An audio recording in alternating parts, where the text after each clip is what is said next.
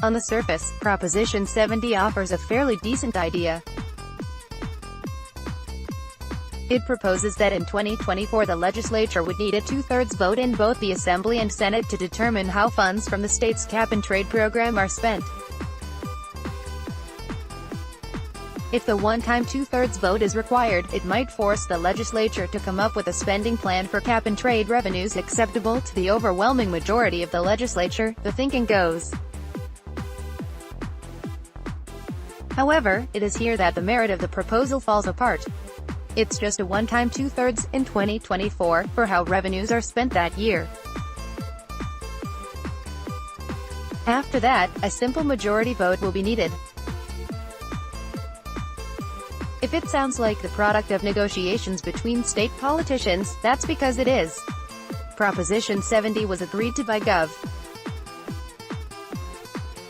Brown and Republican Assemblyman Chad Mays, at the time the GOP leader in the Assembly. Mays secured support for the idea as part of his effort to garner Republican support for cap-and-trade extension. Cap-and-trade works by placing a cap on carbon emissions, reducing the cap every year and requiring businesses to purchase allowances for their emissions. Those revenues are then available to the state to invest in projects and programs to reduce greenhouse gas emissions. While supporters insist this approach is not only necessary but the best available mechanism to achieve reductions in carbon emissions, cap-and-trade necessarily comes at a cost to businesses and consumers alike. It's no secret that one major project to receive cap-and-trade money will be the controversial high-speed rail project. And maybe opponents of the project could disrupt funding with the help of the one-time two-thirds vote.